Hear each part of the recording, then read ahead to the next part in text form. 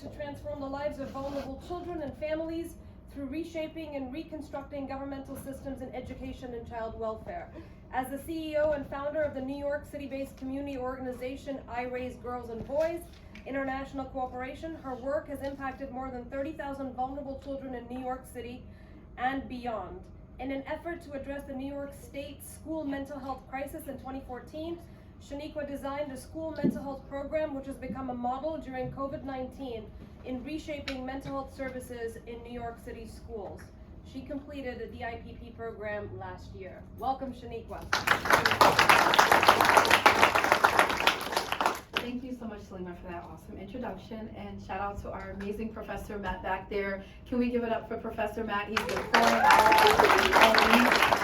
Super amazing. And to Salima, can we give it up for Salima? So, as mentioned, I'm the CEO and founder of I Raise Girls and Boys International. We're a community-based organization that currently serves school districts in New York City. We serve one of the largest school districts in the nation with over 1.3 million children, and our main goals is to work on education and mental health. So through this presentation, I'll try to get through as much as I can. I won't get through all the slides, but if you want them, I can always send it to Salima to send to you. So I want to start with raise your hand statements. I just figured this would be a little cool and fun to start with. Raise your hand if you don't always feel heard at the table. Yeah. Raise your hand if you don't feel equipped to solve your policy challenge. Raise your hand if you are afraid that you might fail. Raise your hand if this is the first time you're hearing of some of the concepts in this course. I just realized I can look up here. And raise your hand if you've already come up with a solution before you got to this room. Awesome. Yeah, you're in a good place. Give yourself a round of applause for being honest. That's what this work is about. It's about transparency. So problem zero, my challenge was a youth mental health crisis in New York City public schools. And that was the challenge that I worked on coming into the program. The reason why this challenge is very important to me is because, as you can see there, look horrible at that picture, but that's my high school graduation picture to the far left. And then right there, it's my college graduation from Nyack College. Right there, next to my Nyack is Columbia University. And then of course, my journey at IPP. So the reason why this challenge is important to me is because I was a product of public school education growing up. From a child that grew up in complete poverty, this crisis was not just professional, but it was very personal for me. So about my organization, it started 10 years ago, we're now in our 10th year. We started because we wanted to provide a solution to communities of color that were suffering. Most like what you are doing today in the room, especially what I've heard over lunch. Our model services are school mental health programs, teen coaching, career access, entrepreneurship programs, and online courses for students. So these are some of our school mental health programs here that we've been doing for 10 years. We've been really pushing these services, especially during COVID, counseling groups, family, training, wellness spaces, and wellness events. So in 2014, after graduating school a few years later, I decided I was going to design a comprehensive mental health program for kids. This program has become one of the model programs in New York City, serving dozens of schools throughout the 5 boroughs of New York City. I decided again that I wanted to take this challenge and really move it forward, and that's why I joined IPP. So this is the beginning of my IPP journey. When I started on campus, as you can see in that picture, I had no idea what I was doing. I'm sitting right over there, right where Cynthia is sitting. I had no idea what I was doing. I had to unlearn everything, much like most of us that are sitting here right now. When I left campus, like we all will do tomorrow, I embarked on a PDIA journey in pursuit of finding a solution to the youth mental health crisis. So the first thing I did was I conducted a fishbone with my team. And that's our fishbone there. We had an amazing discussion. Yeah, we actually cheated. There was an artist on my team that kind of drew that head. I could never pull that off. But as you can see, one of the most important things was to make room for other people on the fishbone. Yes. So sometimes our fishbones are full, but make sure you make space for other people to be able to include their perspective at the table. I realized I did not know enough about the problem, so I began by investigating the problem deeper using curiosity and inquiry. I had to understand the policies around the youth mental health crisis more. I had to understand what is already being done and what has not been done and why. So I began learning deeper about the problem through problem deconstruction, which is our favorite part, right? This led me to building amazing new relationships and iteration, which is my complete favorite. So this is my iteration journey. As you can see up there, there are some students throughout New York City that came together with the commissioner of one of the city agencies that oversees all youth programs in New York City. And what I did was I first started our first step, right? And this is what we'll all be doing when we leave here. I started with just a conversation. I started mapping out who do I need to talk to? And that person led me to another person, it led me to another person. And that is what iteration is about. It's about taking that first step, and that's what I did here. So I had a series of over 20 interviews. I facilitated a number of discussions with a number of stakeholders. And then I brought together a number of stakeholders at the table who had never met before. They were all dealing with the same crisis in the same city, serving the same students, but they never talked to each other. So I created a space for authorizers to come together and for once, be able to talk to each other and to learn the problem deeper. So I learned a lot about the problem, but I won't go into that. I want to talk about the Youth Mental Health Symposium, okay? Where we brought over 40 agencies to discuss the problem, but also use a fishbone to deconstruct it. So these are some of the cute fishbones that they came up with. These are actually students and stakeholders working together in tandem, breaking down the youth mental health crisis. And you can see they use the 5 whys. They use the same material that we're all using today. I also did a stakeholder analysis. This Professor Matt had recommended this. I also recommend this as a tool. Your stakeholder analysis will allow you to begin mapping out who do I need to speak to. And these were actually my authorizers that I had never considered. Youth, parents, principals, teachers, for those that are in education, school administrators, social workers, the public, membership, coalitions, CBOs, the mayor's office, city council, city government, state and federal officials. So as you can see, I had quite a number of people in my authorizing environment that I needed to connect with. So we learned tons of things about the problems. We learned some of the reasons why the problems were existing in the first place. I didn't have all the answers. And even with my lived experience growing up in public schools and working in public schools and designing programs for public schools for over 30,000 children, I still didn't have all the answers. I had to talk to people. I had to engage with people. And that was where I got to understand the problem a lot deeper. So some of the things that we learned was that there was a lack of collaboration. People weren't coming together. Government was working in silo, and that is one of the main issues that I've learned in his work. A lot of people work on the problem, but they're working in their own little cabinets, in their own little office, in their own ministries, by themselves, but very rarely do people come together and talk and engage with one another. We also learned that stakeholders were extremely overwhelmed. They were tired, they were burnt out. COVID had pushed them to their max. They needed help themselves. In fact, the teachers were traumatized who were helping them. And that was contributing to the youth mental health crisis. We learned a lot about working in teams. The boy there in the blue shirt, he's actually a foster care child. He's been looking to be adopted for years. He was one of the kids that was pivotal at that symposium that stood up.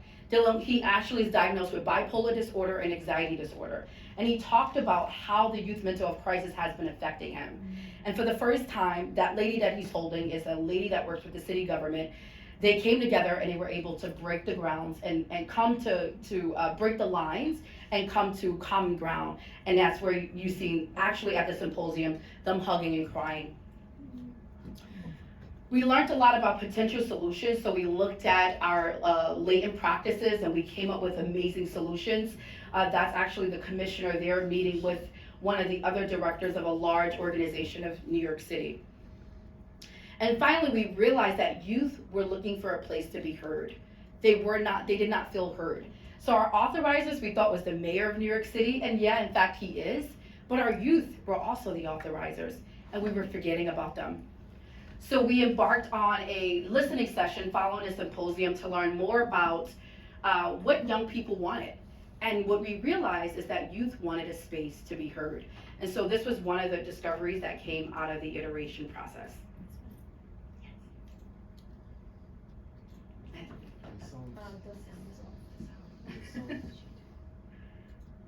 Do not receive treatment.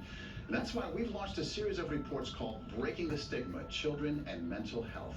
And one of the struggles is finding the proper care. And experts say for many people of color, it is difficult finding professional help from someone of the same race. CBS 2 Cindy Shue reports on a program that's getting more minority high school students interested in the field.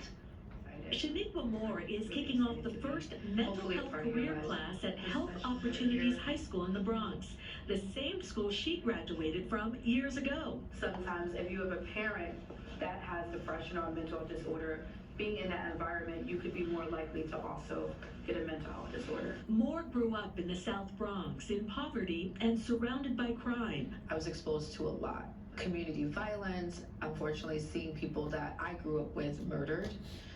A lot of them are probably not here today because they didn't make it. Now it's time to take that experience, turn that pain into triumph, and transform lives of kids that are going through the same. And Moore triumphed. She earned a bachelor's in psychology and a master's in social work from Columbia University. Then 11 years ago, she started the nonprofit I Raise, a mentoring program for young girls 9 to 18 living in NYCHA housing in the North Bronx. It's now grown into an organization that's reached more than 15,000 students through multiple programs, setting historically underserved boys and girls on the path to success. The latest effort is this class at Moore's high school alma mater, a safe space for students to talk and learn about mental health.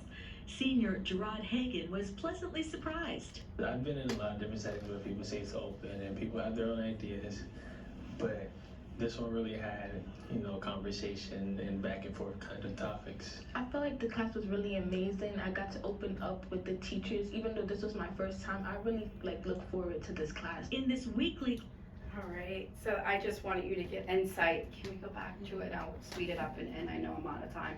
I wanted to give you an insight into what it looked like. And those are some of the kids from the program that were impacted by the youth mental health crisis. They, for the first time, were included at the table, and this was actually their work. They came up with this program, and so we delivered what they wanted. And that's the power of iteration. You don't know all the answers, and no, you have not figured it out, but it's about taking that first step and really working to positive deviance. So there's tons of other things that came out of the youth mental health crisis and the iteration process that I won't bore you with right now, but if you're interested, you can pull me to the side at dinner and I'd love to talk about it with you. But more importantly, IPP has impacted my entire life, not just the agency I work with. It's caused an organizational shift in my entire agency. All my staff have been trained in this, and Fishbones, and they do it all. Community impact. My agency has taken on 7 new schools since IPP, and we'll be working with 14 additional schools because of the implementation process. Personal impact has made me a better leader, a better mom, and it has completely changed me as a person. These are some of my staff here. I won't read through their quotes, but they have all been a part of the Fishbone process, and they love it. They've been able to dig deeper into the work, to understand the problem better, to connect, and to really understand their why. And this is my journey in real time. So you can see I just started last year in May, when I got off campus like you will be tomorrow. It was June, and July I jumped right into it, and I've been iterating and reflecting since then. So the work continues. These are some of my learning as gains. One of the major things I'll mention from this slide is I wanted to control everything.